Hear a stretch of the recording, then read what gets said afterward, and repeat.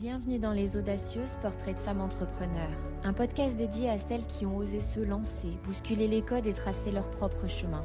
Ici, on parle de choix, de doutes, de feux sacrés, de celles qui transforment une idée en réalité, qui apprennent de chaque épreuve et qui avancent un pas après l'autre tout en restant fidèles à elles-mêmes. Je suis Sandy Verdure et 2 fois par mois, je tends le micro à des femmes inspirantes. Nous allons explorer leur parcours, leur quotidien, leur routine, mais aussi leurs challenges, de ce que veut vraiment dire entreprendre sa vie, être audacieuse. Installe-toi confortablement, une nouvelle histoire d'audace commence maintenant. Bonjour et bienvenue dans le nouvel épisode des Audacieuses. Aujourd'hui, j'ai la joie de recevoir une femme lumineuse et engagée, Olivia Sautereau. Olivia accompagne les femmes à révéler leur puissance intérieure à travers le leadership et l'énergie au féminin.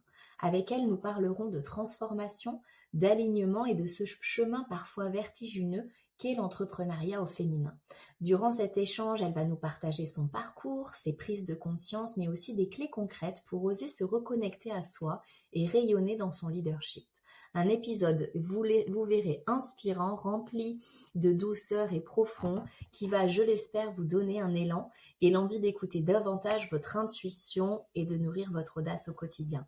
Alors installez-vous confortablement et laissez-vous inspirer par le parcours d'Olivia. Bonjour et bienvenue à toi dans Les Audacieuses, Olivia. Écoute, je suis tellement heureuse d'être là. Merci Sandy pour ton accueil et tout ce qu'on va partager ensemble. Merci à toi d'avoir accepté. Maintenant que je t'ai fait ton portrait avec mes mots, est-ce que toi, pour commencer, tu veux bien te présenter avec les tiens? Ouais, avec plaisir. Je pense qu'aujourd'hui, je me définis comme une femme qui ouvre les possibles. Et c'est vraiment devenu ma mission sur Terre. Tu vois, un petit peu comme une clarté absolue de « Ok, je suis là pour ouvrir les possibles ». Et ça m'aide tous les jours à justement aller vers cette mission-là et pas laisser mes peurs, pas laisser les doutes, pas laisser l'extérieur me dire ce qui est possible, mais vraiment, tu vois, plonger en moi et du coup apprendre aussi à mes clientes, à ma communauté, aux femmes, à plonger en elles et de dire mais en fait, je suis là sur Terre pour cette mission-là. Et je suis là aussi pour jouer, tu vois, pour apporter du jeu dans la vie, se rappeler que la vie est un jeu et avoir plus de légèreté. Voilà. Ouais. Bah, pour te côtoyer, parce qu'on s'est rencontrés au cours du mastermind dont on fait partie toutes les deux, t'es une personne hyper solaire, souriante et effectivement t'as un côté pétillant, un peu joueur que j'aime beaucoup, qui rappelle l'insouciance parfois qu'on peut avoir quand on est enfant et qu'on perd en devenant adulte. Donc c'est vrai, tu Ouais, tout à fait. incarnes bien en tout cas. Et peut-être pour rajouter, je voulais aussi célébrer que j'ai 40 ans cette année. Et voilà, pour les femmes, c'est notamment un passage, notamment aussi en astrologie. Et en fait, je m'étais dit, donc ça fait depuis, tu vois, 8 ans que je pratique l'astrologie, et je m'étais dit, à mes 40 ans, je veux vraiment que ça soit une célébration de la femme, de réinventer aussi ce que la femme peut être, Mhm. et surtout d'être libre, en fait. Tu vois, d'être libre de devenir qui on a envie. Donc ouais, c'est mes plus belles années, en fait. Je pense que les 10 prochaines années vont être mes plus belles années. Et voilà. Ouais. Je te confirme, j'ai 43 ans aujourd'hui et mes 40 ans finalement, c'est comme si finalement je me sentais plus moi et que je Hmm. m'étais enlevé toutes mes anciennes enveloppes. Donc, comme quoi, on a peur d'avoir 40 ans et en fait, je trouve ça merveilleux comme changement et comme métamorphose d'enfin oser être vraiment soi pleinement quoi. Donc tu verras, ça va bien se passer, mais tu as l'air d'y arriver avec confiance. Mais pour celles qui osent pas ou qui doutent un peu, bon, voilà, 40 ans, ça va bien se passer. Mais comme 50 a priori. Hmm. Si on était toutes les deux autour d'un café, comment tu me raconterais ton histoire de femme et d'entrepreneur, justement, depuis tes débuts? Ouais, je pense que je te dirais que avant j'étais plutôt une adolescente rebelle et je voulais absolument avoir raison et je voulais prouver que j'ai raison. Et justement, à mes 35 ans, j'ai lâché, tu vois, cette identité d'adolescente rebelle et je suis plutôt venue dans cette image de la femme mature, celle qui a des convictions, celle qui a des envies, celle qui a, tu vois, moi j'ai une utopie sur le monde, sur l'humanité et du coup de continuer à croire à ça, mais pas à devoir prouver mon point de vue. Donc tu vois, je pense que ça a été vraiment, tu vois, ces 6 dernières années, ce chemin entre l'adolescente rebelle et parfois un peu l'enfant, la petite fille, et vraiment cette femme mature qui comprend à la fois soi-même, qui comprend l'autre, qui comprend l'humanité, et du coup qui peut encore mieux partager son message et surtout avec plus de sérénité. Tu vois, on a le temps en fait. Ouais, ok. Et du coup, quel mot ou image tu prendrais pour imager ton parcours? Je pense que c'est vraiment le parcours de la héroïne, tu vois, où il y a des fois où il y a des super montagnes, on a l'impression qu'on est arrivé, et puis il y a autre chose qui arrive. Enfin voilà, que ce soit en lien avec notre vie personnelle, qu'il peut y avoir des drames dans notre vie, et grâce à ces drames-là, eh bien, on va avoir une autre vue et peut-être du coup une autre envie d'exploration, un autre chemin à entreprendre. Tu vois, moi, c'est ce que j'ai vécu finalement ces 10 dernières années. J'étais dans la finance, après dans l'histoire de l'art, après j'ai accompagné des artistes, après j'étais prof de yoga. Et à chaque fois, j'avais l'impression, tu vois, d'être arrivée au sommet. Et en fait, il y a quelque chose qui arrive, on se dit, ah non, en fait, c'est le chemin, en fait. Donc, ouais, Hmm. l'exploratrice, passer par, et aujourd'hui, maintenant, avec le recul, de comprendre que même les moments très inconfortables, douloureux, en fait, font partie du chemin. Et il y a beaucoup plus de sagesse aussi dans ces moments-là. C'est vrai. Quand tu étais petite, tu étais déjà connectée quand même avec la dimension un peu spirituelle, l'univers de l'astrologie, des choses comme ça, parce que je sais que ça fait partie aujourd'hui aussi de ton monde et de ton fonctionnement. Est-ce que tu penses que soit tu as eu une éducation là-dedans ou ça faisait partie de ta vie ou pas du tout, c'est quelque chose qui t'est arrivé dans le temps? Non, je pense que j'avais une connexion à la spiritualité, mais plus à la conscience de l'univers. Tu vois, par exemple, mes parents, sont plutôt de la religion catholique, mais où j'ai été baptisée. Mais il n'y avait pas de pratique à la maison, à part le vendredi où on mangeait, où on mangeait du poisson, tu vois. Mais on faisait les fêtes religieuses. Mais ils avaient par contre des bouddhas à la maison, et il y avait vraiment un respect en fait de ces icônes religieuses, donc de ces objets sacrés. Moi, j'étais très intéressée par les étoiles, mais pas par l'astrologie. Et je pense vraiment pas, tu vois, même jusqu'à peut-être mes 25 ans, c'est quelque chose que je voyais plus comme les charlatans, en fait. Tu vois, c'était vraiment, en fait, j'y croyais pas du tout. Et justement, ça fait aussi partie de ma personnalité où quelqu'un un jour j'avais des questions sur moi, sur la vie, sur l'univers, et une personne m'a dit, bah tiens, va te faire lire ta carte natale. J'ai dit bon, ok, je vais tester. Et en fait, ça a été, c'est ce que je dis souvent, les deux meilleures personnes qui me connaissent, c'est mon astrologue et mon mari. Et en fait, qui ont vraiment cette full picture de qui je suis et sans jugement. Donc, ils connaissent, on va dire, mes ombres, mes limites et mon potentiel. Et l'astrologie Mhm.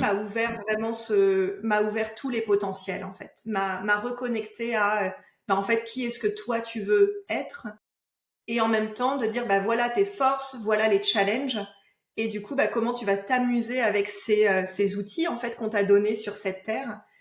Et après, la particularité que j'ai, c'est que je sais que c'est une croyance. Donc tu vois, c'est un peu paradoxal, c'est que j'ai absolument confiance dans l'astrologie et en même temps je sais que c'est une croyance. Donc tu vois, des fois quand on croit en quelque chose, l'univers va un peu conspirer pour te pousser à y croire. Tu vois, un peu comme sur les réseaux sociaux Mhm. avec l'algorithme où on va te pousser dans une direction. Donc je pense que j'ai un discernement. Et tu vois, ce que je peux partager, c'est que mon mari ne croit pas du tout en l'astrologie, mais vraiment pas. Et en fait, ok. Enfin, tu vois, j'y crois et c'est pas la seule vérité. Et, Ouais. ça, c'est agréable aussi, voilà, dans ma manière de voir la vie, en fait. Ouais. En fait, enfin, j'ai lu mon thème astral aussi parce qu'il faut tenir compte aussi de ses heures, etc. Et c'est assez surprenant de voir à quel point tu peux avoir ton parcours de vie décrit un peu par hasard par quelqu'un qui ne te connaît pas et tu te dis ah ouais.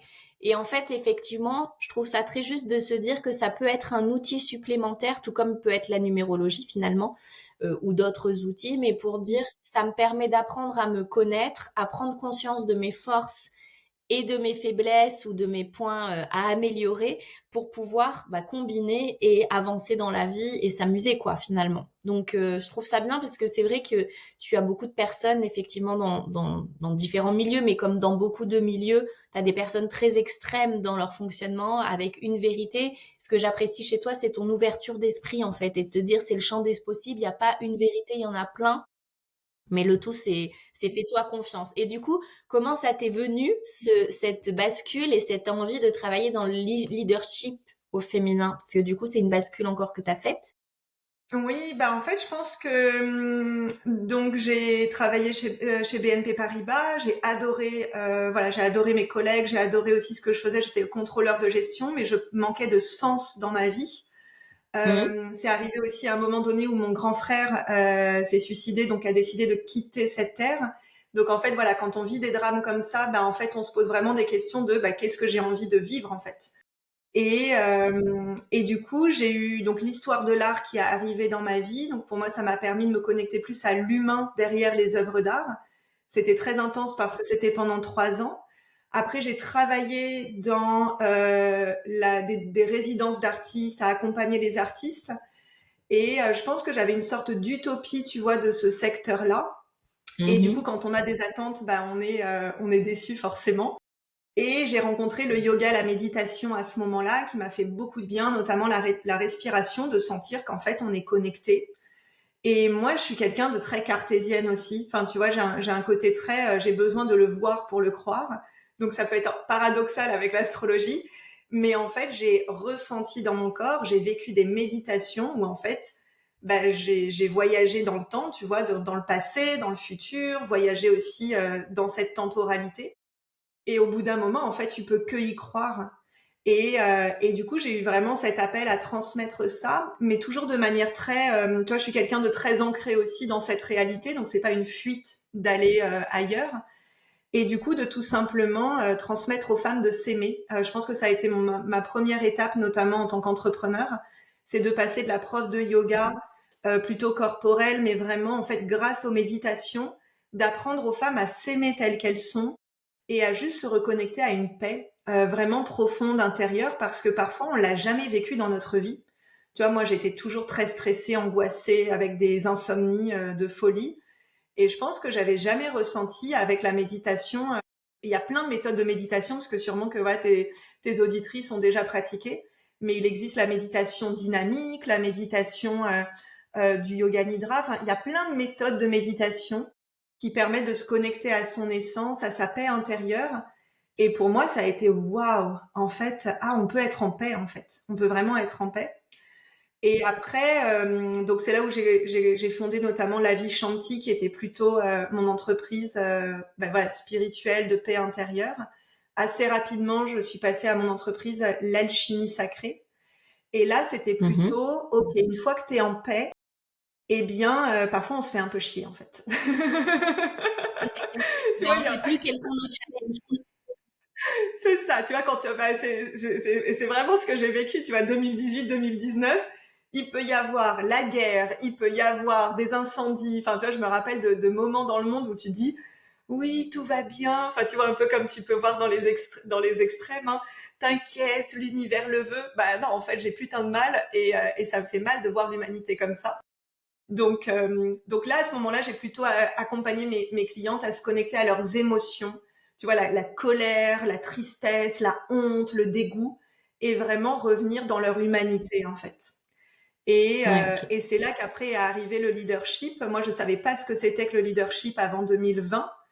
Et en fait, ça a été, mais en fait, tout le monde devrait apprendre ça à l'école, en fait. Donc, le leadership, de la manière dont je le définis aujourd'hui, c'est que tu es responsable de toi-même, tu as une direction et du coup, tu y vas et tu as conscience aussi des autres. Donc, c'est vraiment être conscience de soi-même, être conscience des autres et avoir une posture de leader, c'est du coup de toi-même avoir une direction et en ayant ta direction, tu vas amener les autres avec toi, mais pas en les forçant.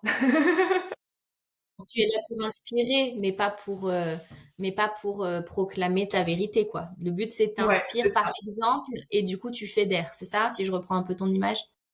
Oui, oui, oui. Et puis, et vraiment, ça commence avec notre famille. Hein. Moi, ça a commencé avec Ouais. mon mari, avec mon enfant, avec mes parents, avec ma famille plus large. En fait, quand on est entrepreneur, parfois, ce qu'on a envie de transmettre, bah, c'est ce qu'on a nous-mêmes à guérir, en tout cas pour voilà, dans une certaine partie de l'entrepreneuriat féminin. Et du coup, forcément, bah, c'était pour moi aussi reprendre part de ma responsabilité dans ma vie et lâcher toutes les injonctions. Voilà, je disais au début que j'étais un peu rebelle. Moi, j'ai toujours parfois fui des choses parce que je voulais pas faire comme tout le monde. Alors qu'en fait, quand on se connecte à notre essence et à notre intuition, en fait, on n'est plus dans cette guerre par rapport à notre passé, par rapport à notre famille. Juste, on ressent là où nous, on a envie d'aller et on réouvre tous les possibles en étant cette femme qui se dit, mais oui, en fait, si j'ai l'idée, si j'en ai rêvé, si je l'ai reçue, c'est que c'est possible. Et du coup, comment tu as fait cette bascule? Parce que tu nous as dit que tu as travaillé comme moi, alors milieu bancaire, BNP Paribas, tout pareil.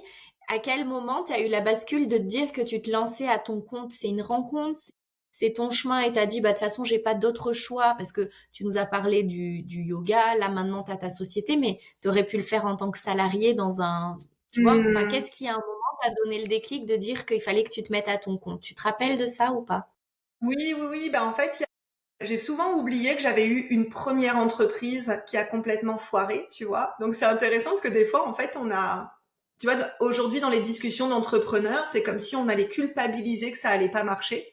Et un jour, je me suis rappelé, ah oui, mais en fait, tu as eu une première entreprise, ça a pas marché, tu l'as clôturée et t'es passé à autre chose, en fait. Tu vois, il y avait pas d'émotionnel. Donc en fait, c'était que bah, je travaillais dans une résidence d'artistes et en fait, j'avais envie de travailler de manière indépendante avec d'autres artistes qui n'avaient pas de lien entre eux. Donc du coup, pour moi, Ok, c'était vraiment de créer un réseau d'artistes, notamment européens, et que ça n'existait pas. Donc en fait, moi, il y a toujours ok. eu ça dans ma manière de créer, c'est qu'il y a quelque chose qui n'existe pas. Bah allez, viens, on va le créer ensemble, en fait.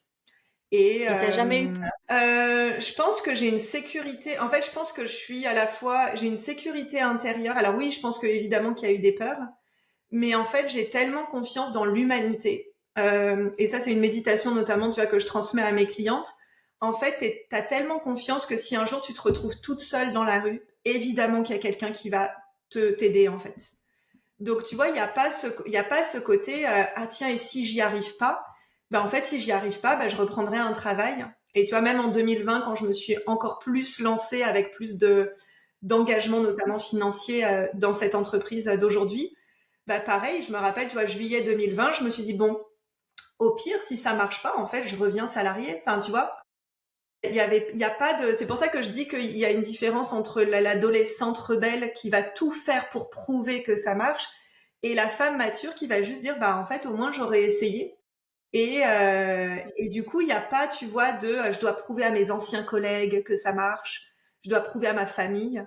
Par contre, ce qui était plus difficile pour moi, c'est de voir toutes les personnes qui n'y croient pas autour de moi parce qu'elles ont peur. Donc, tu vois, c'est pas forcément, tu vois, mes peurs à moi, c'est plus la gestion des peurs de mes parents notamment. Tu vois, c'est mais qu'est-ce que tu vas faire? Mais qu'est-ce qui va se passer? Même, tu vois, quand j'ai étudié à l'école du Louvre et j'ai annoncé ça à mes parents, ils m'ont engueulé alors que j'avais, je crois, peut-être 22 ans, 23 ans. Parce que tu avais quitté la banque pour faire tes études Bah oui, d'art, c'est ça? ouais. Et mon père, il m'a dit, Mais tu vas c'est devenir sécurisé. caissière. Et c'était vraiment le Graal avec le CDI, la BNP, et tout, les congés, le statut social, c'est ça, hein. Et tu vas devenir caissière. Et j'ai dit, mais en fait, si je suis heureuse, tant mieux, en fait. Donc ouais, c'est plutôt les peurs des autres, en fait, et de pas le prendre personnellement, de comprendre qu'en fait, c'est leur peur, et parfois de dire stop. Tu vois, il y a un moment donné, c'est OK. En fait, c'est mon choix. Là, j'ai besoin que tu me soutiennes. Donc ça peut être un conseil aussi, voilà, pour toutes les auditrices qui se disent, mais voilà, mes parents, mon conjoint, mes amis ont peur. Oui, en fait, c'est peut-être pas toi qui as peur, mais le fait d'être constamment entouré de peur, ben, en fait, forcément, la peur, elle vient en nous, hein. C'est une énergie et voilà. Et c'est ça, le leadership, c'est vraiment de se dire, en fait, moi, j'ai une vision. Je sais que ça va prendre du temps entre la vision et la mise dans la matière, mais en fait, j'y crois. Et du coup, de s'entourer de personnes qui vont te soutenir et te dire, mais oui, en fait, c'est possible. Et par rapport à la famille, parfois de dire stop et parfois les remettre dans leur peur à eux. Tu vois, moi j'ai compris que ma mère, quoi qu'il arrive, si je prends la voiture, si je vais de me balader dehors, elle aura peur en fait. Donc, De savoir relativiser les peurs aussi. Ouais. ouais. Et du Tu l'as coup, vécu toi aussi, oui, ces peurs alors justement. Non. oui et non, c'est-à-dire que moi, ma bascule, elle s'est faite quand j'ai quitté la banque parce que j'ai eu mon fils le premier tôt. J'avais 24 ans et Waouh. c'était impossible pour moi de le mettre chez une nounou. Je sais pas Oui. t'expliquer, c'était viscéral. Et du coup, je me suis dit, mais en fait, je suis pas heureuse dans ce job-là. Il est hors Mmh. de question que je retourne travailler en laissant mon bébé de 6 mois. En plus, j'avais de la chance, c'était 6 mois à l'époque, que je le laisse chez une nounou. Et en fait, j'ai décidé de démissionner. Et en fait, effectivement, j'avais fait du commerce international, je travaillais à la banque, etc. Et le plus dur, ça a été avec mon mari à l'époque, parce que Mmh. bah, pour lui, il n'avait pas épousé quelqu'un qui allait devenir femme au foyer. Et comme on s'était mariés, on avait 22 ans, on a eu notre premier enfant 6 mois après, enfin j'étais enceinte, tu vois, ça tout s'est enchaîné pour la famille, Ouais. enfin surtout du côté de ma belle famille, c'était mais en fait, qu'est-ce qu'ils nous font quoi? Et en fait, moi, j'ai toujours cru en moi et j'ai eu la chance d'avoir une maman qui m'a toujours soutenue quoi qu'il se passe. Mmh. Donc j'ai toujours, peu importe, je savais que au pire, tu sais, on me récupérerait. Et en fait, au début, moi, j'ai tout quitté pour m'occuper de mon fils. J'ai eu le deuxième 2 ans après, donc je me suis arrêtée pendant 4 ans pour m'occuper de mes enfants. Et j'ai commencé quand même à m'ennuyer à un moment et à me dire, en fait, je suis quand même, j'ai des projets professionnels, mais le circuit salariat, j'avais eu des expériences qui m'avaient un peu dégoûtée. Et du coup, ça me convenait pas. Et jusqu'à ce que j'ai eu, ben, du coup, une agence de web marketing à Paris. Moi, j'étais basée à Valence, dans la Drôme, qui m'a dit, ben, enfin, par relation de mon ex-mari, de dire, ben, est-ce que tu veux bosser pour nous? Faut traiter des blogs et tout. Et à l'époque, enfin, c'était le tout début des réseaux sociaux, des blogs, Waouh! etc. Tu vois. Donc, en fait, j'ai appris. Puis du coup, ben, on a créé mon poste d'assistante digitale. Puis, Ouais. ben, en fait, la boîte, elle a eu des soucis, donc elle a fermé. Mais un des dirigeants m'a contacté la veille en disant, on va fermer. Moi, je veux continuer parce que j'y crois et j'ai besoin que tu continues avec moi. Fais-le à ton Mmh. compte. Et ce que tu fais pour moi, tu peux le faire pour d'autres. Et en fait, c'est comme ça que je me suis retrouvée indépendante. J'ai annoncé à mon mari ce soir-là, écoute, j'ai une bonne et une mauvaise nouvelle.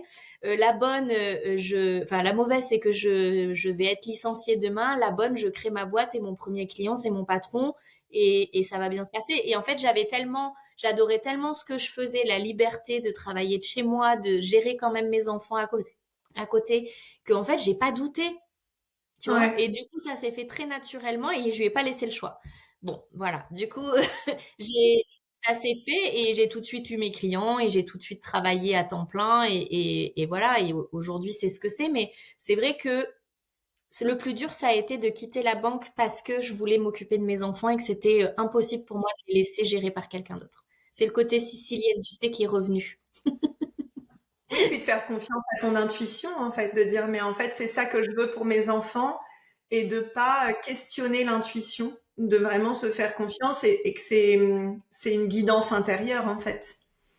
Ouais, Mmh. certainement. En tout cas, je pense que j'étais plus insouciante, le fait d'avoir 24 ans, le fait d'avoir toujours eu une éducation où il fallait s'écouter, etc. C'est vrai que j'ai eu la chance aussi de m'écouter, d'aller où j'avais envie sans avoir peur.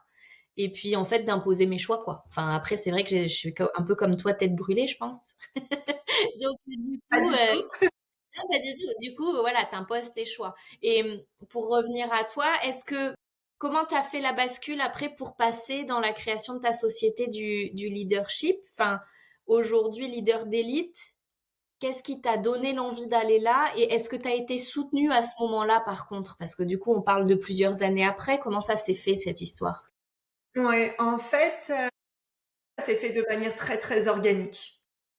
Bah, voilà, j'étais prof de yoga ou j'étais formatrice de prof de yoga. Ça faisait des années que je voulais partir, plusieurs mois avec mon mari et notre enfant qui avait 2 ans. Donc en fait, on est partis en Indonésie pendant 3 mois et je me suis dit: «Bah, en fait, ça va être l'occasion de créer mon premier programme en ligne». Et du coup, bah, tout simplement, je vais apprendre à mes clientes à méditer.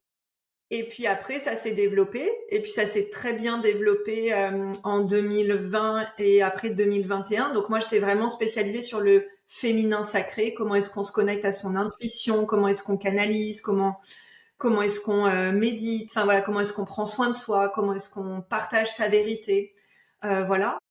Et puis après, vu que mon entreprise a bien fonctionné, bah, j'ai des clientes qui m'ont dit, bah, Olivia, ça serait génial que tu nous accompagnes à développer notre entreprise en ligne, en fait. Mhm. Donc je me suis Eh dit, bon, oui. ok. Et à ce moment-là, je me suis rappelé quand même que je venais d'une école de commerce, je me suis rappelé que j'adorais la stratégie parce qu'en fait, j'avais fait complètement un blackout parce que j'avais pas aimé cette période-là. C'était une période qui avait été dure pour moi. Et pour toutes les auditrices, en fait, parfois, observez que vous avez oublié que vous avez des compétences parce qu'en fait, il y a des périodes de notre vie qu'on a oubliées, en fait. Ouais. Et pourtant, j'avais que 35 ans, donc voilà, c'était pas non plus.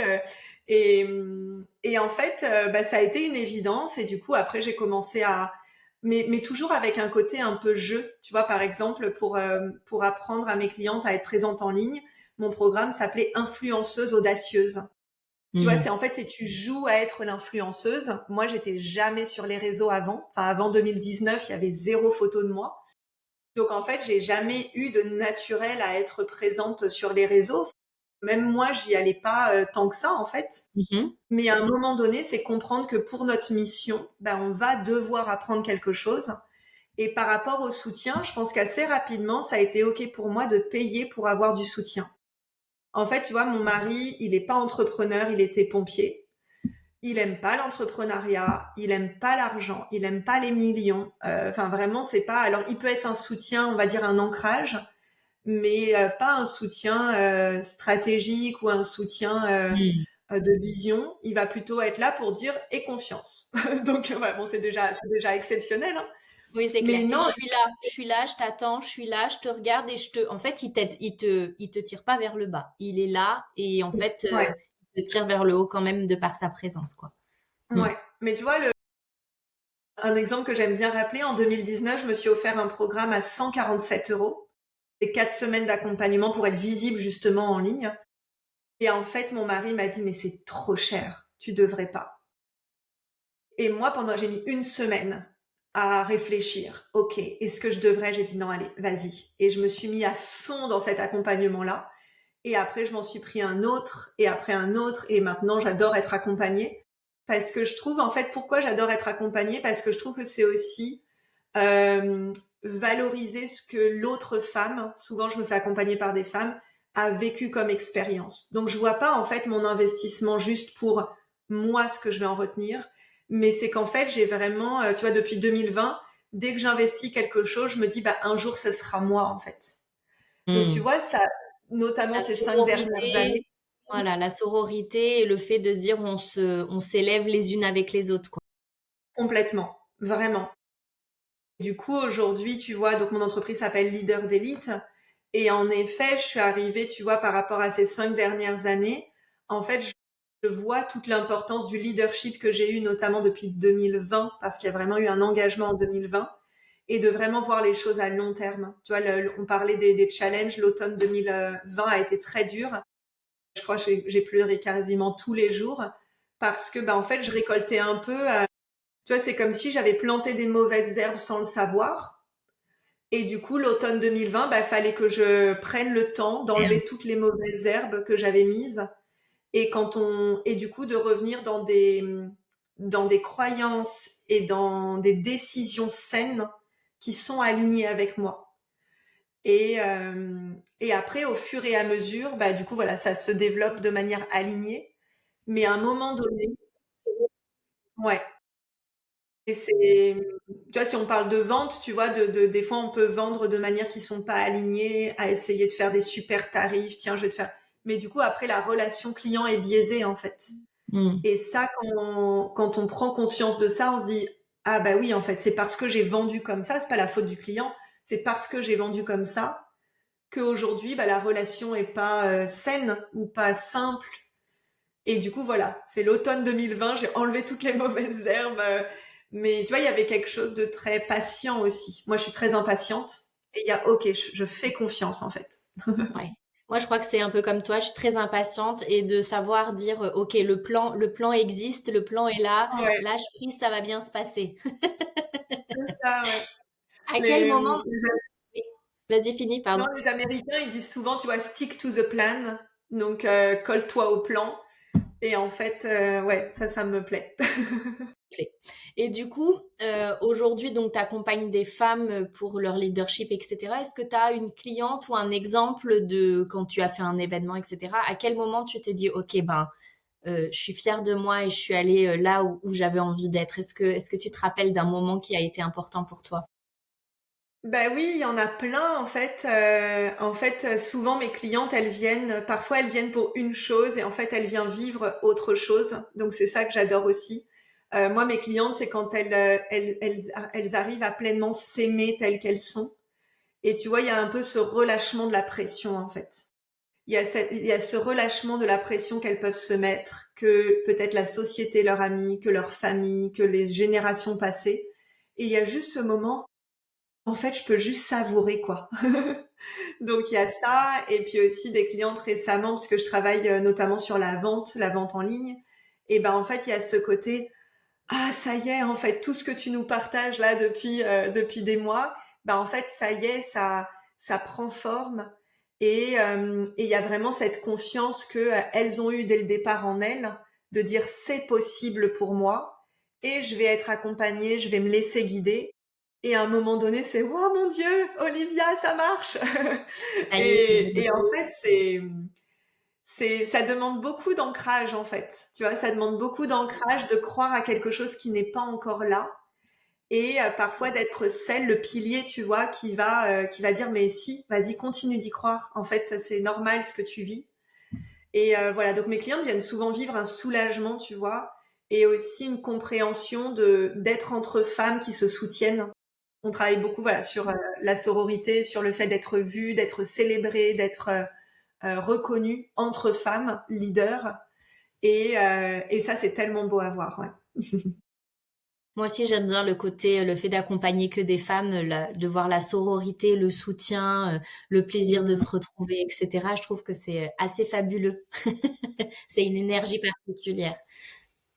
Ouais, c'est Qu'est-ce guérisseur. que qu'est-ce que ça t'a apporté là, tout ce parcours-là d'entrepreneur sur ta vie ou sur toi en tant que femme? Qu'est-ce que ça t'a appris sur toi?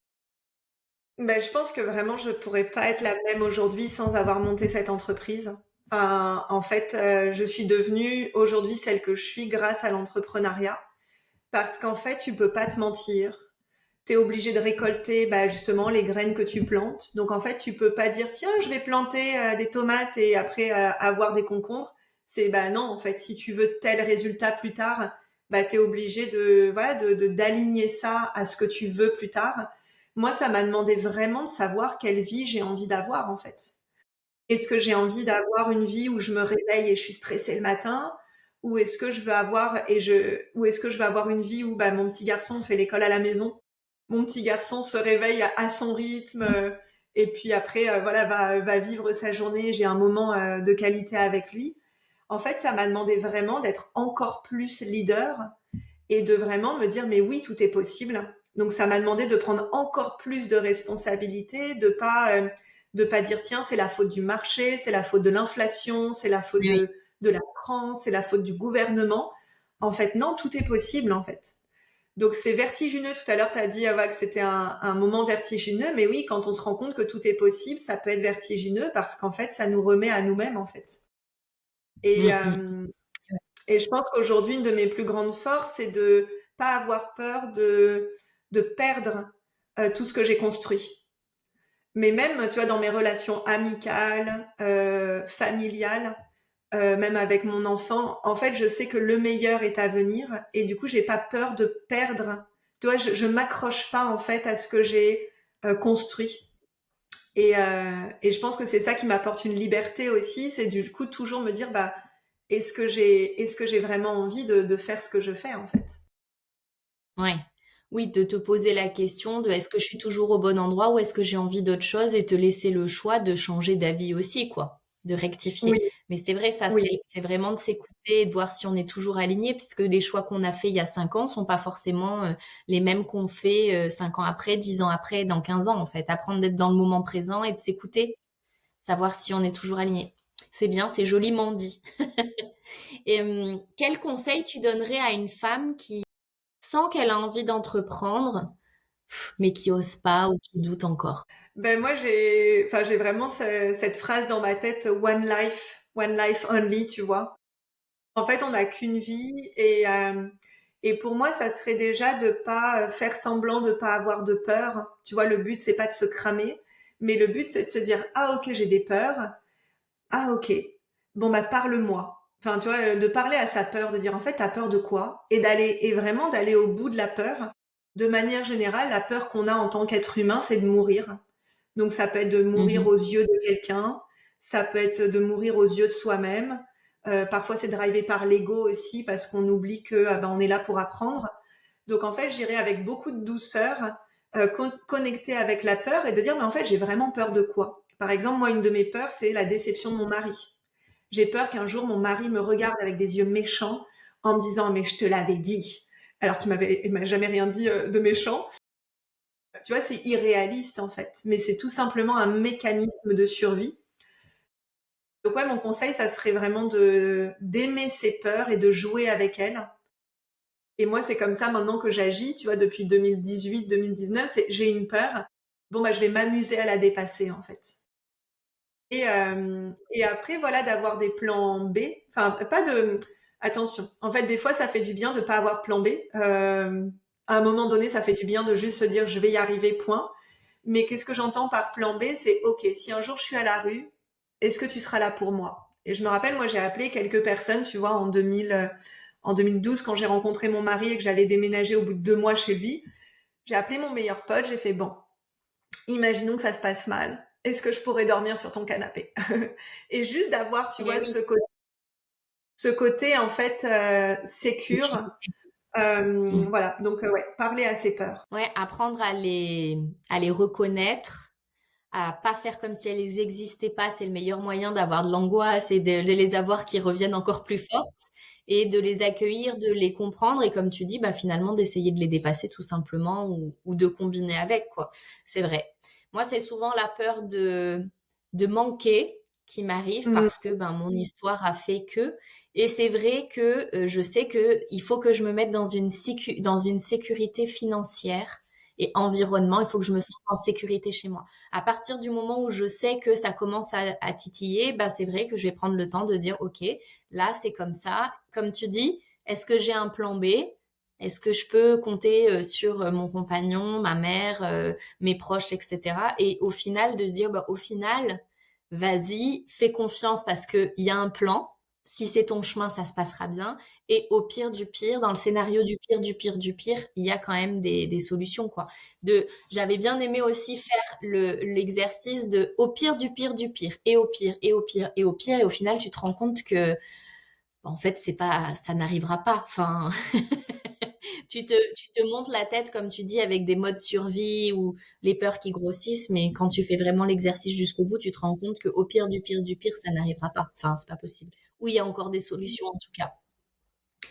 Comment tu fais au quotidien pour justement travailler ton leadership, ton énergie, etc. Et pour avancer, pour être dans l'alignement, parce que ça demande quand même une discipline où il y a des matins où peut-être on est plus fatigué, où ben, on est des femmes, on est cyclique, il y a des jours où c'est un peu plus dur. Comment tu fais pour mm, garder cette vision et l'énergie qui va avec pour avancer? ouais. Est-ce que tu as des choses à Alors, nous partager? oui, bah déjà, pour toutes les femmes qui sont pas encore connectées à leur cycle féminin, à la puissance de leur cycle féminin, pour moi, ça serait vraiment déjà la première chose. Tu travailles avec ça? Et alors, je travaille plus avec ça parce que c'est intégré, mais c'était toutes mes premières années, tu vois, bah, 2019, 20, 21. Moi, j'étais prof de yoga pour les femmes. Donc, c'était vraiment Mhm, d'avoir conscience de son cycle féminin. Et pour toutes celles aussi qui peuvent avoir des maladies, notamment l'endométriose, de vraiment, en fait, aller voir en lien avec nos lignées. Parce que souvent, en fait, ces maladies féminines, c'est une forme de symptômes de la répression de la créativité, de la vie. Et du coup, aujourd'hui, voilà. En fait, donc déjà, première étape, ça serait vraiment reconnecter avec son cycle féminin. Et après, de mhm, pas non plus s'enfermer dans le cycle féminin. Parce que parfois, l'inverse qu'on peut avoir, c'est non, j'ai mes règles, je peux plus rien faire. Ben non, quand on a des règles qui sont, du coup, en réharmonie, bah, en fait, on peut aussi dépasser l'impossible, etc. Moi, mhm, ce qui m'aide, en fait, c'est d'avoir très clairement une vision de qui je veux devenir. Donc, je vais te donner plusieurs exemples. Tu vois, à un moment donné, je voulais devenir cette maman qui ne qui ne crie plus. Donc, ok, si je suis une maman qui ne crie plus, ben en fait, qu'est-ce que j'ai besoin? Ok, peut-être que j'ai besoin de me réveiller un petit peu plus tôt le matin pour prendre un moment pour moi. Donc moi, je me réveille plus tôt que Loïc et Elwin parce que j'ai vraiment besoin. C'est un cadeau pour l'humanité. C'est vraiment, j'ai besoin d'être connectée à moi D'avoir ton et petit d'avoir, moment. ouais, au moins 5 minutes. Et du coup, c'est devenu une routine. Et je sais que dès que je le fais pas, alors ça peut arriver aussi, mais du coup, j'ai intégré ça dans ma routine. Euh, et après, voilà, si j'étais à l'aise dans un entretien, comment j'agirais? Si j'étais à l'aise sur les réseaux sociaux, comment j'agirais? Donc moi, c'est ce que j'appelle ma future moi. Et tu vois, Mm. là, moi, je me calibre à vraiment cette entrepreneur multimillionnaire à l'année. C'est OK. Donc, du coup, comment est-ce qu'elle agit avec son équipe, avec ses clientes, en interview? Et en fait, je modélise une future identité et au quotidien, bah, du coup, je viens l'intégrer. Tu vois, par exemple, en ce moment, et c'est vraiment un jeu, tu vois, en fait, c'est un jeu, mais c'est très sérieux. Je calibre à l'énergie de Tony Robbins, donc être la future Tony Robbins d'ici 5 ans francophone. Et en fait, ok, bah, comment est-ce qu'il agirait? Comment est-ce qu'il ferait? Et je vais l'adapter à moi, ma personnalité. Mais il y a vraiment un plan, en fait. Ça arrive Ouais. pas par hasard. Et c'est toujours un désir et pas un devoir. Parce que parfois, en fait, quand on est têtu, on veut absolument faire quelque chose alors qu'en fait, c'est plus aligné. Donc, c'est pour ça que c'est toujours important de se dire, OK. Donc, c'est qui est-ce que je deviens? C'est vraiment, tu vois, avoir une précision sur cette future identité.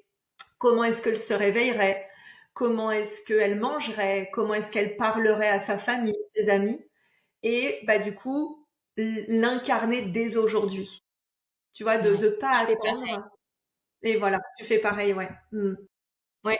Tu sais, ne serait-ce que pour se dire, quand on vieillit, Ouais. est-ce que j'ai envie de ressembler à nos chères petites mamies, alors qu'on a connues peut-être avec les petites blouses tabliées, les petits cheveux tout Oui. frisés, donnante, mamie gâteau. Alors moi, je suis fan de cuisine et c'est ma méditation active, tu vois. J'adore cuisiner et ça, on me l'enlèvera pas. Donc je serai une mamie gâteau, mais j'ai envie Ouais. d'être une mamie dynamique. J'ai plus envie de ressembler à une Jeanne Fonda, tu vois. Euh, du coup, c'est quelle femme j'ai envie d'être. Du coup, ben, je prends soin de ma santé. Mes choix alimentaires sont différents. Tous les matins, ma première action, ça va être de faire du sport parce que je sais que c'est bon pour moi. Selon mon énergie, ça va être du sport dynamique, ça va être du yoga pour les étirements, ça va être du pilates. Et en fait, effectivement, comme tu dis, d'avoir la vision de à qui j'ai envie de ressembler, comment va être ma moi du futur pour que ça, quelles actions il faut que je mette aujourd'hui dans mon quotidien parce que je suis déjà cette personne. Et en fait, on y va, quoi. Et effectivement, tu as raison, même quand on a des visions à grande échelle, etc., de pouvoir les intégrer tout de suite. Si on a envie d'avoir de l'argent, effectivement, ben ça va être aussi quel choix financier je vais faire aujourd'hui pour arriver Mhm. là et on va peut-être pas dilapider dans plein de choses qui sont futiles. Enfin, il y a plein de réflexions qui amènent grâce à cette vision du soi au futur. Donc j'aime beaucoup ton conseil parce qu'effectivement, je trouve qu'il a beaucoup de poids dans le quotidien, Oui, et puis ça va effectivement. vraiment dans la manière de se regarder. Moi, par exemple, j'aimais pas mon corps, j'aimais pas qui j'étais, donc c'est OK. Si j'étais cette femme qui s'aime, comment est-ce qu'elle se regarderait? Qu'est-ce qu'elle se dirait? Et c'est vraiment, ça peut s'appliquer dans tout, hein. C'est pour ça que je prenais l'exemple tout à l'heure de la maman qui crie, mais ça peut être OK si c'est une maman qui veut plus jouer avec ses enfants ou une femme qui veut plus voir ses amis. OK, qui est-ce que je deviens pour aussi qu'on ait envie bah, d'être à mes côtés? De prendre de mes Mm, nouvelles, tu vois, tiens, personne ne prend de mes nouvelles. Ok, qui est-ce que toi tu deviens pour qu'on ait envie de prendre de tes nouvelles? Et le but, c'est pas de créer une fausse identité non plus. En fait, c'est ça toute la subtilité. C'est vraiment ok, qui est-ce que moi j'ai vraiment envie d'être? Et après se laisser guider par l'inconnu. Tu vois, par exemple, on habite en Auvergne. Moi, jamais j'aurais imaginé être heureuse en Auvergne. Et en oui, fait, bah, parce que la vie t'a mis heureuse, en fait. petite parenthèse, tu as vécu à Bali, je crois aussi. Oui, j'ai vécu à Bali, j'ai vécu à Mantes-la-Jolie pendant 10 ans et j'adore l'Auvergne. Enfin voilà, il y a un côté très serein, très nature, très simple. Et c'est ça, du coup, c'est pas le contrôle non plus en fait. C'est vraiment, en fait, c'est qu'à un moment donné, il n'y a pas d'attente. C'est je deviens cette femme parce que je veux le devenir, mais il n'y a pas d'attente sur les résultats. Et c'est ça qui peut parfois être frustrant, et d'où ça demande d'avoir confiance au long terme. Et Hmm. souvent, on dit qu'on va, tu vois, écraser le temps, notamment, ouais, c'est de faire confiance que toutes les actions qu'on prend alignées, à un moment donné, ça va, whoop, ça va se décupler. Et, et c'est fou, en fait. Tu vois, par exemple, aujourd'hui, mon mari, ça fait 4 ans qu'il a arrêté de travailler. Il était pompier avant. C'est mon entreprise qui subvient aux besoins de notre famille. On n'a pas d'autres Ouais. revenus.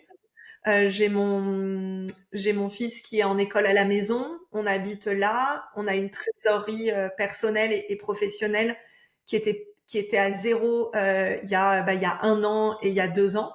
Donc en fait, c'est vraiment de se dire, ok, si tout était possible, qu'est-ce que j'aurais vraiment envie? Et après, un autre conseil, c'est de s'entourer aussi de personnes qui ont cette vision-là. Parce que encore une fois, si on est constamment entouré de personnes qui disent tu peux pas, tu peux pas, tu peux pas, tu peux pas, ben oui, on va pouvoir y aller, mais ça sera encore plus au détriment parfois de notre santé, et notamment mentale, en fait. Ouais, c'est vrai. De s'entourer de personnes qui nous élèvent plutôt que, bah, comme tu disais, les peurs, l'énergie négative, tout ça, ça plombe, malheureusement. Et malgré tout ça, est-ce qu'il y a des fois des moments où tu as envie de tout arrêter, où tu doutes ou pas du tout? Oui, oui, oui. Je pense que ça fait partie. Je pense que c'est sain de douter parce que ça permet en fait de se réaligner justement. Tu vois, par exemple, j'ai pris une décision inconfortable ce week-end. Et en fait, lundi soir, dans mon corps, c'était tellement inconfortable. C'est putain, mais pourquoi t'as pris cette décision? Et pourquoi t'as fait ça? Et tu devrais pas. Mais qu'est-ce que tu te prends? Et dans mon corps, c'est vraiment une sorte de sentiment, tu vois, de honte, de culpabilité, de tristesse. Donc je suis allée courir, je suis allée pleurer, je suis allée, tu vois, évacuer tout ça. Et en fait, ça fait partie du processus. En fait, le doute fait partie du processus. Parfois, ça peut être des doutes qui nous permettent de nous réaligner, tu vois. Parfois, ça peut être des doutes où on se dit, ah non, en fait, vaut mieux que j'aille par là. Donc, pareil que la peur, en fait, le doute fait partie de l'aventure et toujours, en fait, se faire confiance. Tu vois, il y a doute et doute. Il y a des doutes où, en fait, on sent que c'est, OK, je dois aller un petit peu plus loin ou je dois attendre un petit peu. Et puis, il y a des doutes où on se dit, non, là, je vais vraiment pas dans la bonne direction. Tu vois, par exemple, en Hmm. 2022, j'ai fait le choix d'arrêter de vendre et de restructurer mon entreprise. Ça veut dire que clairement, mon chiffre d'affaires allait baisser. Et en fait, je savais qu'à long terme, c'était la bonne décision, mais pendant 6 mois, c'était quasiment l'horreur, quoi. Entre Ouais. mes clientes, entre mon équipe, entre l'incompréhension, la peur des autres qui commençait à arriver, la peur de ma famille, et alors, tu vends, et alors. Et intérieurement, tu sais que tu as pris, mais que tu as besoin d'un délai parce que dans la matière, ça va arriver un peu plus tard.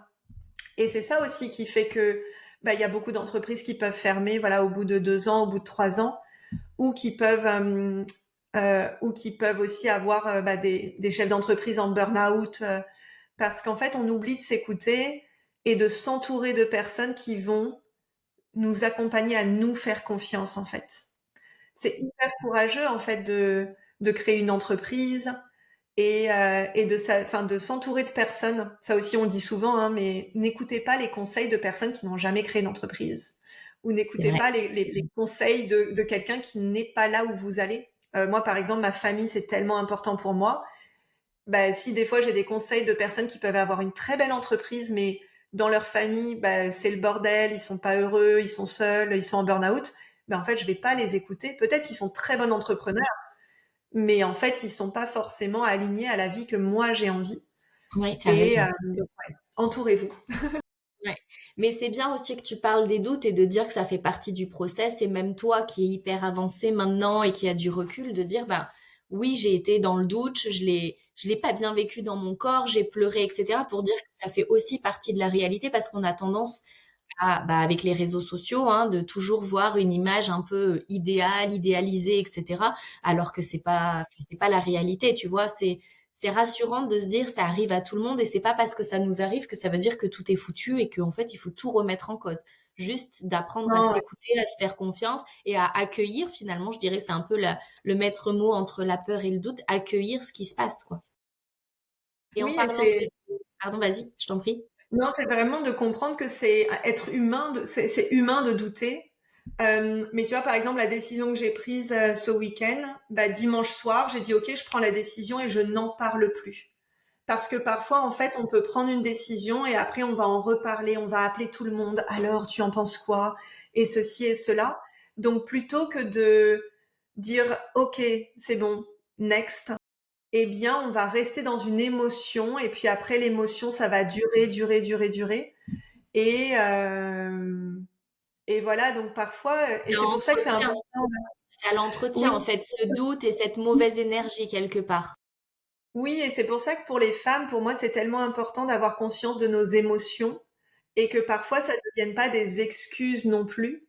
Parce que justement, c'est bah oui, en fait, je suis triste, oui, je suis en colère, oui, j'aurais aimé que ça soit autrement. Bon, bah là, c'est pas le cas. Bah, quelle est la décision que je prends? Et peut-être que ça changera d'ici 6 mois, un an, mais en tout cas, c'est bon, j'arrête d'en parler, en fait. En fait, parce qu'on le sait, plus on va avoir de l'attention sur quelque chose, plus ça va grossir. Du coup, bah, autant avoir de l'attention sur déjà ce qui fonctionne, ce qui va bien, Hmm. et, Arrêter ce et petit vélo dans la tête qui entretient le pas le positif finalement. oui, c'est ça, ouais. Ouais, ouais. Faut se concentrer sur autre chose. On parlait des réseaux sociaux. Toi, tu parles du leadership au féminin, le fait d'oser prendre sa place, etc. Comment c'est Oui. accueilli sur les réseaux sociaux et est-ce que tu as eu des haters, des mauvais commentaires, des choses qui ont pu te toucher et ou comment tu as pu les gérer? Ouais, en fait, je pense qu'au début, j'avais pas des bonnes fondations pour mes réseaux sociaux. Je voulais prouver quelque chose. Donc en fait, j'y allais pas forcément dans une énergie de voilà ma vérité. Si t'es d'accord, tant mieux. Si t'es pas d'accord, tant mieux. Moi, je trace ma route. Donc ça veut Mhm. dire que quasiment jusqu'à 2022, c'était subtil, hein. Mais en fait, c'était beaucoup plus agréable de recevoir des commentaires positifs. Et c'était très désagréable. J'en ai pas eu beaucoup, hein, mais de commentaires négatifs. Et après, il y a eu une vague de haine, mais notamment en lien avec plusieurs entrepreneurs en fin 2022 qui m'a touchée. Et en 2023, j'ai fait ce travail de, en fait, il y a ma marque, mon entreprise et il y a Olivia. Donc en fait, aujourd'hui, quand il y a des personnes qui sont pas d'accord avec moi, ça me fait rien. Oui, mais Pourquoi? c'est Parce bien. qu'en fait, dès que je pense que j'ai développé une relation saine aussi aux réseaux sociaux, c'est qu'en fait, on a chacun une vérité. Nous, notre rôle quand on est sur les réseaux, c'est de partager notre vérité. C'est pas d'être accepté. Et après, dès que je reçois un commentaire positif, moi, j'appelle tout de suite énergétiquement un commentaire négatif. Pourquoi? Parce que le jour où j'aurai plus ces commentaires-là, bah, en fait, je continuerai de tracer ma route. Et c'est ça aussi d'être visionnaire, d'être pionnière, d'ouvrir la voie, c'est qu'on ne peut pas attendre la validation extérieure.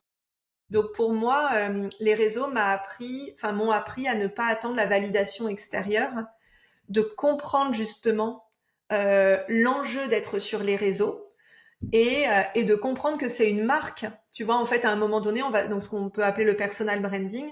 Moi, j'ai un côté très Mhm. provocant et en fait, et qui parle aussi beaucoup d'argent, qui parle aussi beaucoup de la relation au tout est possible. Mais c'est ma marque. Évidemment que je le vis derrière, mais je vais pas parler, tu vois, je parle pas de mon alimentation végétale. Tu vois, je suis végétarienne depuis 12 ans. J'en parle pas. On fait l'école à la maison, j'en parle pas. Je vais parfois le mentionner, mais c'est pas ma marque, tu vois. Et pour moi, c'est ça le conseil que j'aurais à donner, c'est vraiment en fait de comprendre que de toute manière, les gens auront un avis. De toute manière, Oui. les gens vont juger, c'est normal, c'est humain. Et le plus important, c'est bah, pourquoi est-ce que je fais les choses à long terme, pourquoi est-ce que je partage ça à long terme. Et encore une fois, de s'entourer de personnes qui peuvent comprendre ça. J'ai des personnes Mhm. qui sont très proches de moi qui ne comprennent pas l'impact que peut avoir les réseaux sociaux dans notre vie. Et oui, c'est possible d'avoir une relation saine aux réseaux sociaux. Et oui. Ben heureusement. Et du coup, dans ton activité, avec le côté visionnaire, le côté présence sur les réseaux sociaux, ton côté créatif, etc., comment tu fais pour alimenter cette partie-là et en même temps le très concret de la gestion d'une entreprise? Parce qu'on parle quand même de deux choses différentes. Comment tu fais pour jouer sur tous les tableaux finalement? Alors, j'ai une méthode en 4 étapes qui s'appelle la méthode LIVE. En fait, la première étape, c'est d'avoir... en fait, moi, je suis quelqu'un qui peut être très dispersé. Je suis quelqu'un qui a plein d'idées. Je suis quelqu'un qui est extrêmement créative. Donc, en fait, j'ai besoin d'avoir une routine. Pour les personnes qui connaissent l'Ayurveda, je suis notamment Vata. Donc, Vata, en fait, t'es là-haut, quoi. Donc, j'ai besoin d'avoir une routine. Ma routine, c'est la première chose. Je vais prendre une décision qui me met dans l'inconfort. Donc, ça veut dire que la première chose que je vais faire dans ma journée, c'est être leader.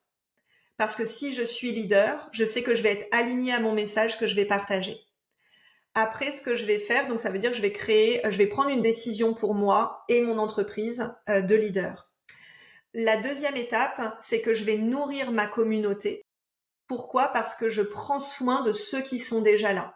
Donc ça veut dire que je vais soit faire un audio, soit un post, soit une masterclass pour nourrir les personnes qui sont déjà là.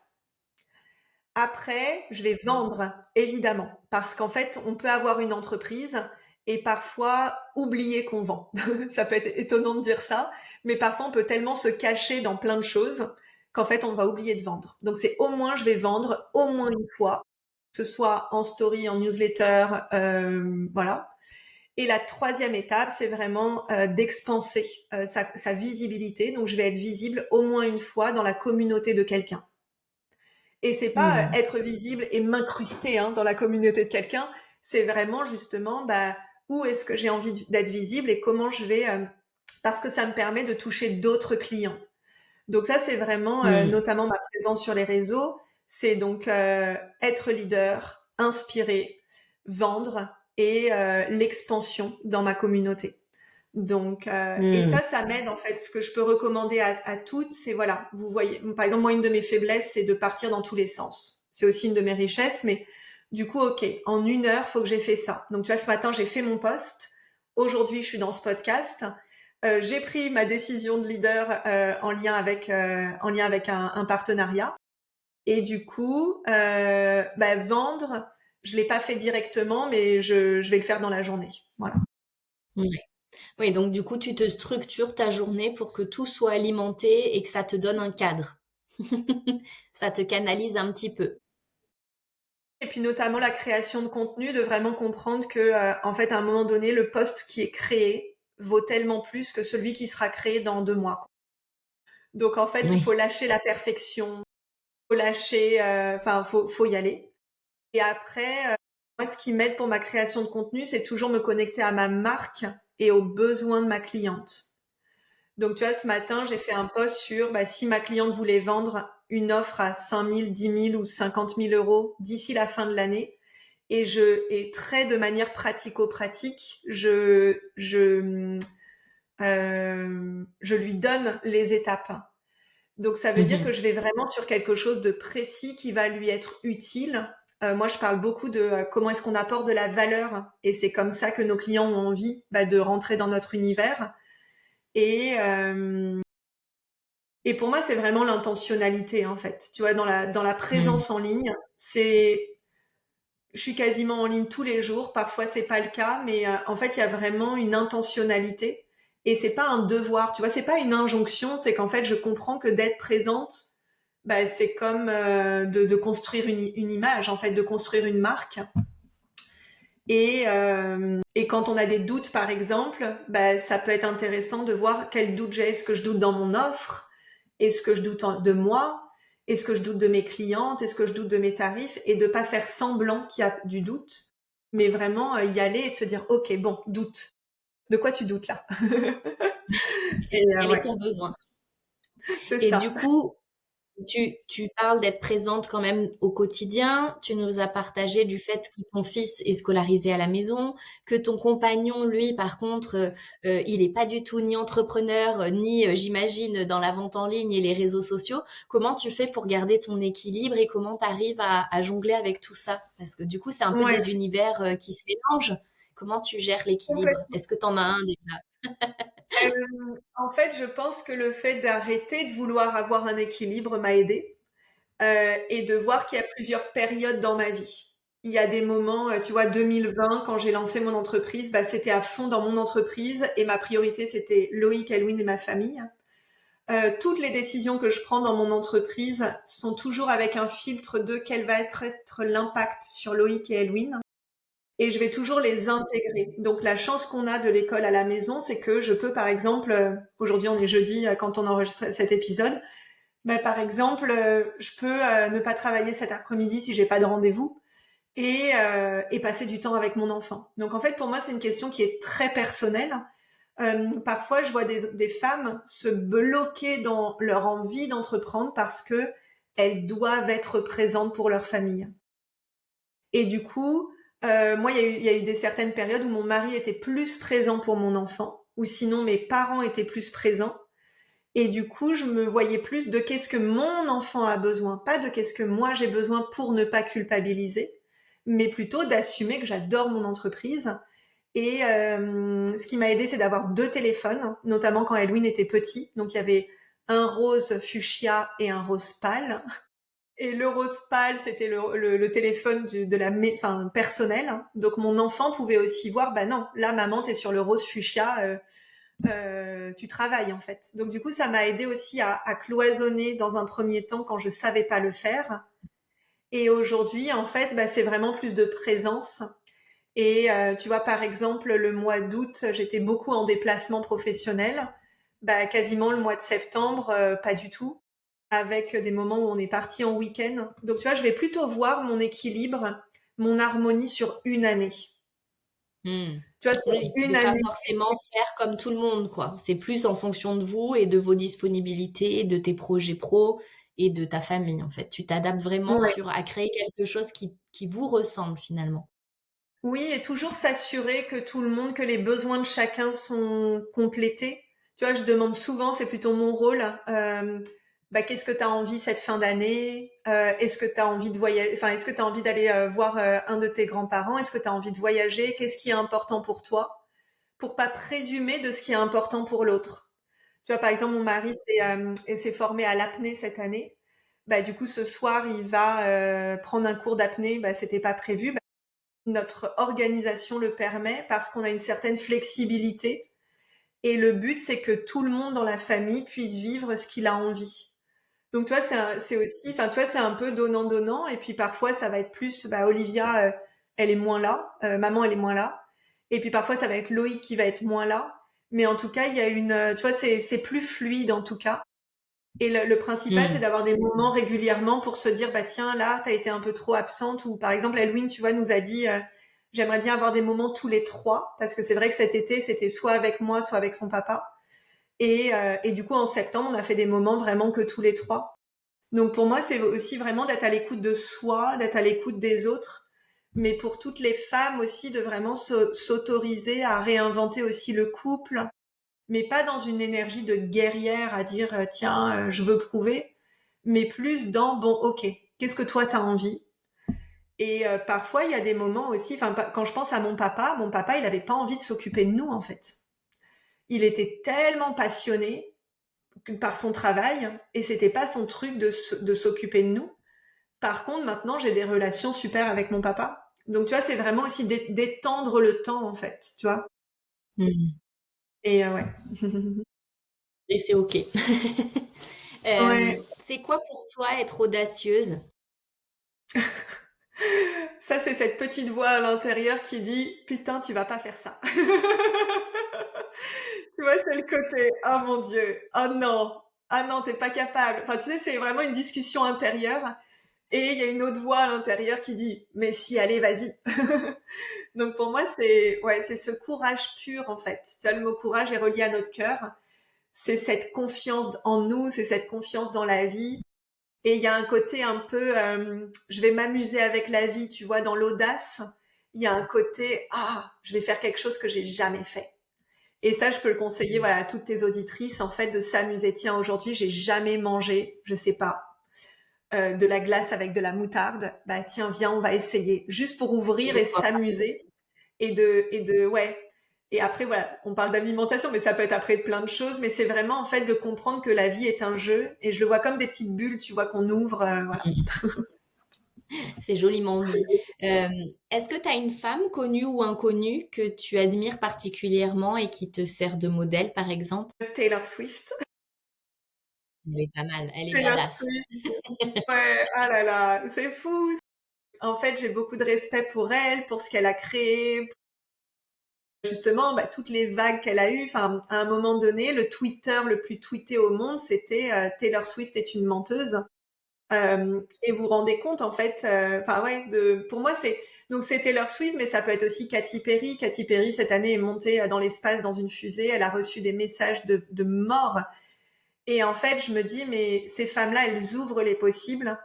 Et en fait, merci à elles parce qu'elles ont dû dépasser tellement de peurs intérieures.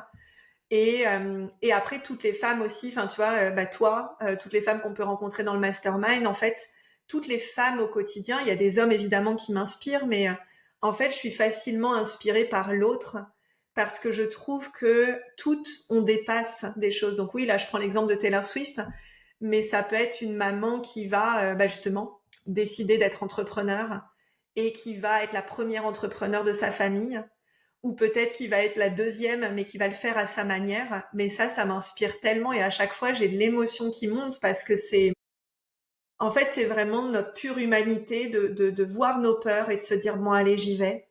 Et déjà, je vais m'inspirer moi-même. Et toutes, hein, celles qui nous écoutent, j'en suis sûre que vous êtes une source d'inspiration pour quelqu'un. Et parfois, on l'oublie. Donc oui, moi, j'ai Mm. besoin d'avoir on va dire, des grands modèles un peu inatteignables.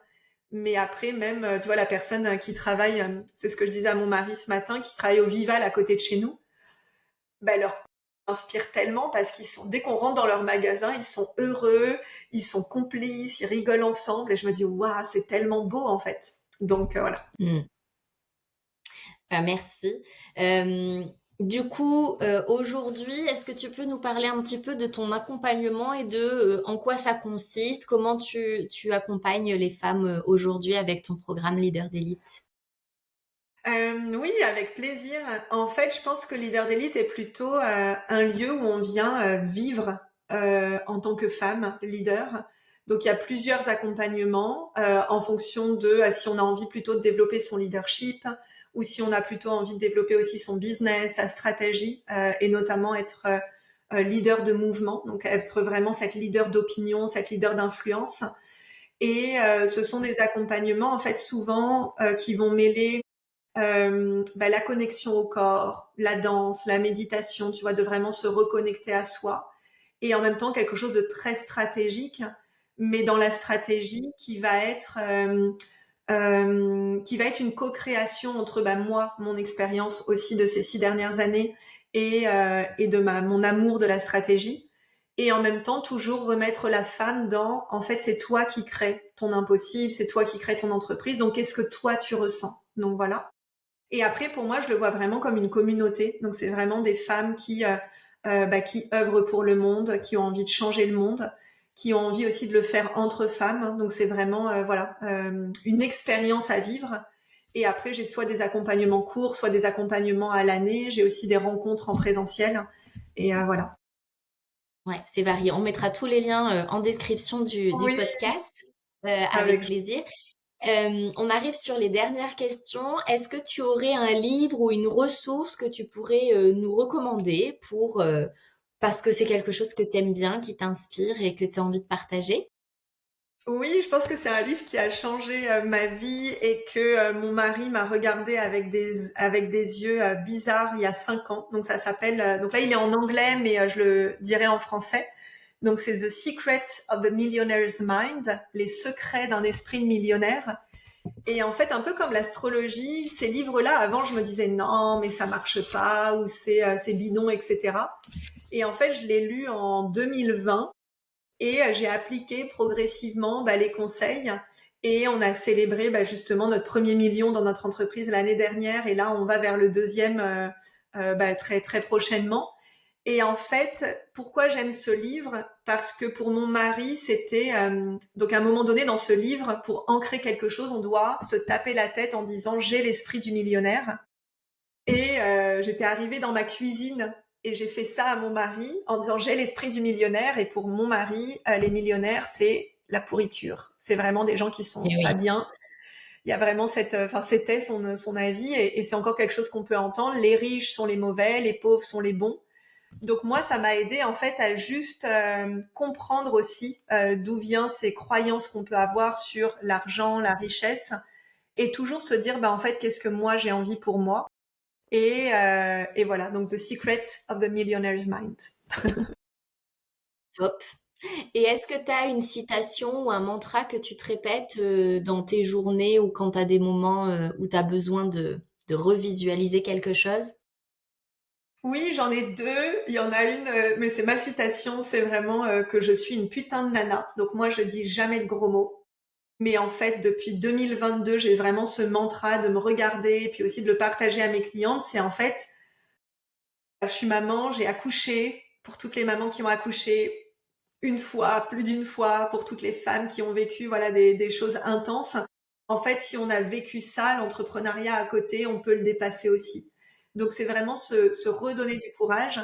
Et une citation plutôt de mon entreprise, donc c'est l'élite n'attend pas le bon moment, elle est le bon moment. Parce que parfois, en fait, on va attendre la fin de l'année, on va attendre nos congés, on va attendre la Saint-Glinglin, on va attendre 2026, on va attendre que notre mari, que notre famille, que nos enfants soient adolescents. Et on est dans une période d'attente. Et en fait, ce que j'ai vraiment compris ces 5 dernières années, notamment dans l'entrepreneuriat, c'est qu'en fait, il n'y a jamais de bon moment. Et il faut juste plonger, quoi. Donc Il voilà, c'est vraiment faut juste l'élite n'attend poser. pas le bon moment. Et je suis le bon moment. Et voilà. Ouais, parfait. Euh, Est-ce que tu aurais un rêve un peu fou qu'on peut te souhaiter à concrétiser pour les prochaines années? Ben oui, avec plaisir. J'adorerais monter dans une fusée dans l'espace. Et vraiment, c'est quelque chose où je me dis, ça serait l'aboutissement en fait de vraiment cette vision que j'ai que tout est possible. Et je sais évidemment que ça a des conséquences écologiques, je le sais, mais en fait, je pense que parfois, être une figure d'inspiration, c'est aussi faire des choses qui peuvent être contradictoires avec d'autres choses, mais qui vont inspirer justement des millions de personnes. Donc ouais, ça serait mon souhait. Ben, merci à toi. Est-ce que tu as quelque chose que tu veux nous partager qu'on aurait oublié de te demander ou quelque chose que tu veux nous dire ou est-ce que c'est OK pour toi? Moi, c'était ma Non, dernière bah, question. ouais, je voudrais te remercier, Sandy, parce que je pense que ton podcast que tu fais, en fait, va toucher, enfin, touche aussi, voilà, des femmes qui ont besoin d'entendre ça, qui ont besoin aussi de ce cocon de douceur, qui ont besoin justement d'y aller aussi pas à pas et de prendre confiance en elles. Donc, merci à toi, merci à ta mission. Et voilà, merci beaucoup. Eh ben, écoute, avec plaisir. C'était très agréable de discuter avec toi. Ça m'a fait aussi des petites piqûres de rappel et du coup, je me suis dit, ah oui, en fait, j'ai oublié ça. C'est bien, en fait, parce que j'apprends moi aussi au passage et quand je réécoute, parce que là, je suis dans une écoute d'échange et où on est en interview, donc il faut quand même que je tienne mon fil, etc. Quand je les réécoute après, je prends des notes comme une auditrice en disant, ah oui, c'est bien ça. Du coup, en fait, je suis hyper égoïste dans ma démarche, mais je te remercie. Je sais que ça me sert à moi, mais que ça sert à d'autres. Donc, merci à toi d'avoir accepté de te prêter au jeu. Je te souhaite du coup de réaliser ton rêve un peu fou. Et puis, on se voit très prochainement, nous, dans la vraie vie. À bientôt. Avec joie, merci. Si cet échange vous a touché, inspiré ou fait du bien, prenez quelques secondes pour laisser un commentaire, un petit mot ou 5 étoiles sur votre plateforme d'écoute préférée. C'est précieux pour moi et ça permettra à d'autres femmes audacieuses de découvrir ce podcast. Et bien sûr, abonnez-vous pour ne pas rater les prochains épisodes. À très vite pour une nouvelle rencontre inspirante dans Les Audacieuses et d'ici là, continuez d'oser, de croire et de croire en vous. À très bientôt.